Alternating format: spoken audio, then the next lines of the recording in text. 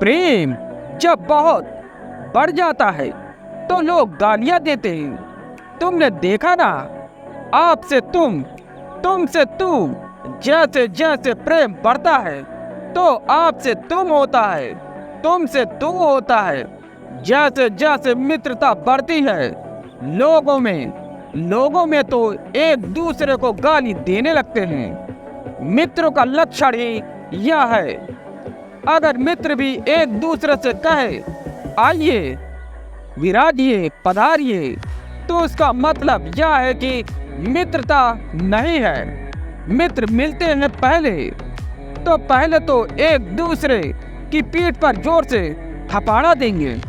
इसलिए कुछ चिंता लेने की बात नहीं है।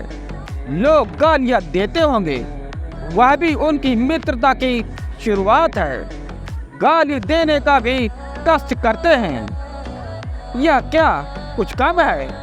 कौन किसके लिए क्या करता है? मेहनत उठाते हैं, गाली देते हैं, और गाली कुछ ऐसे ही तो नहीं दी जाती। चिंता करते होंगे, क्रोध करते होंगे, बेचैन होते होंगे। गाली अचानक तो नहीं पैदा हो जाती। गाली के पीछे लंबा सिलसिला होता है। रात भर सोते नहीं होंगे, करवटें बदलते होंगे।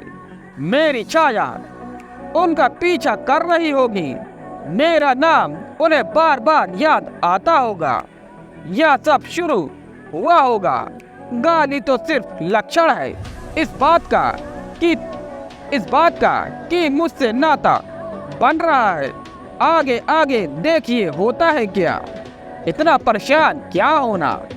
जहाँ तक मेरा संबंध है, मैं जितना प्रेम दे रहा हूँ उससे अनंत गुना पा रहा हूँ। और जो प्रेम मुझ पर बरस रहा है, जो फूल मुझ पर बरस रहे हैं, उनमें अगर कभी एकाध कांटा भी आ जाता है तो उसकी शिकायत क्या। जब गुलाब बरसते हैं तो कभी कभी एकाध कांटा भी आ जाता है। गुलाबों पर ध्यान रहे तो कांटा भी कांटा नहीं मालूम होता। तुम्हें अखर जाती होंगी गालियां जो लोग मुझे देते हैं, क्योंकि तुम्हें फूल नहीं दिखाई पड़ते। जो लोग मुझ पर फेंक रहे हैं, मुझे जितना प्रेम मिल रहा है, शायद इस पृथ्वी पर किसी और आदमी को नहीं मिल रहा होगा। आखिर तुम सब ने अपना हृदय मेरे लिए लुटा रखा है।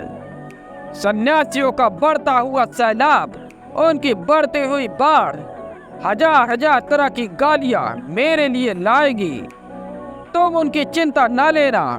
वे गालियां मेरे पास आकर गालियां नहीं रह जाती।